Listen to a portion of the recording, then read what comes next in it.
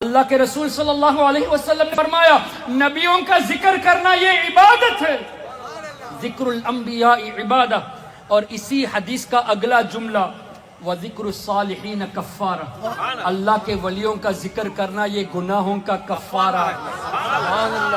نبیوں کی یاد مناؤ، اللہ کے حبیب فرماتے ہیں یہ عبادت ہے، ثواب کا کام ہے۔ آپ کسی بھی نبی کا تذکرہ کر لے آپ کو ثواب ملے گا، اور ولیوں کی یاد مناؤ آپ کے گناہ اللہ مٹا دے گا ان کی یادوں کی برکت سے۔ اب ہم ایک ولی کا تذکرہ صرف نہیں، آپ کو سمجھانے کے لیے اور آسان کر کے بتا دیتا ہوں۔ الحمدللہ سیدنا سرکار غوث اعظم رضی اللہ تعالیٰ عنہ ایسے اللہ کے ولی جن کی ولایت میں کوئی شک ہو ہی نہیں سکتا۔ سرکار غوث اعظم اللہ کے ولی، اب حدیث کی روشنی میں ولیوں کا تذکرہ کرنا یہ گناہوں کا کفارہ ہے۔ ہم نے ابھی غوث اعظم کا نام لیا، آپ نے سنا ان کا تذکرہ ہو رہا ہے۔ حدیث کی روشنی میں سرکار غوث اعظم کے نام کی برکت سے ہم سب پر اللہ کی رحمتیں نازل ہوئی۔ ہمارے آقا نے جب فرمایا ولیوں کا تذکرہ یہ گناہوں کا کفارہ ہے تو گناہ کب معاف ہوں گے؟ رحمت ہوگی تب معاف ہوں گے۔ تو الحمدللہ ہمارے گناہ اس وقت معاف ہو رہے ہیں، اللہ کی رحمتیں نازل ہو رہی ہیں۔ کن کی برکت سے؟ نہیں، غوث اعظم کی یاد کی برکت سے۔ اللہ کے ولی کے یاد میں یہ برکت، ہم اگر یہاں 1000 لوگ ہوں، ہزاروں پر اللہ کی رحمت اللہ کے ولی کی یاد کی برکت سے، کہ ان کے نام کے سبب لاکھوں لوگوں کے گناہ معاف ہو، لاکھوں لوگوں پر اللہ کی رحمت ہو۔ جب ان کے نام میں اتنی برکت ہے تو ان پر کتنی رحمت ہوتی ہوگی، غوث اعظم پر اللہ کی کتنی رحمتیں نازل ہوتی ہوں گی۔ اور جس جگہ وہ آرام فرما رہے ہیں قریب 900 سال سے، اس جگہ پر اللہ کی کتنی رحمتیں نازل ہوتی ہیں۔ خواجہ غریب نواز 800 سال سے آرام فرما رہے ہیں، وہاں اللہ کی کتنی رحمتیں نازل ہوتی ہوں گی۔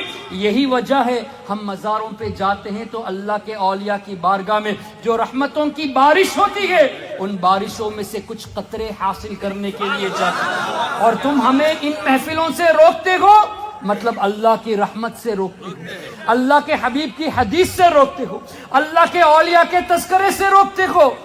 کن کا تذکرہ؟ اللہ کے اولیاء۔ اللہ نے فرمایا اولیاء اللہ، اللہ کے دوست۔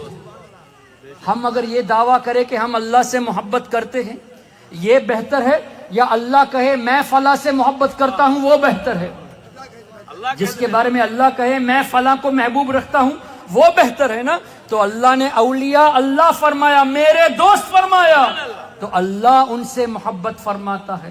ہم کتنے خوش نصیب ہیں بھائیوں کہ ہم ان سے محبت کرتے ہیں جن سے اللہ محبت کرتا ہے۔ تو ہمیں اللہ کا کتنا شکر ادا کرنا چاہیے کہ اللہ نے ان کی محبت ہمارے دلوں میں ڈال دی جن سے اللہ محبت رکھتا ہے۔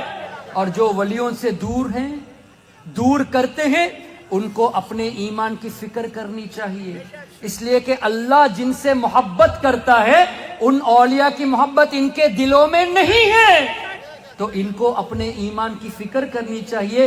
ہمیں تو خوشی منانی ہے اور ہمیں اللہ کا شکر زیادہ ادا کرنا ہے کہ ان کی محبت ہمارے دلوں میں ڈال دی۔ تو اولیاء کی محبت یہ اللہ کی طرف سے ہے۔ تو سیدنا غوث اعظم کے تذکرے میں اتنی برکت کہ لاکھوں لوگ ان کے نام کی برکت سے فیضیاب ہوں۔ غوث اعظم اللہ کے ولی، ولیوں کے سردار۔ اب صحابہ کی یاد میں کتنی برکت ہو، ظاہر اولیاء سے بڑھ کر صحابہ، تمام اولیاء میں سب سے بڑے درجے والے صحابہ ہیں، تو صحابہ کی یاد میں کتنی رحمتیں ہوں گی۔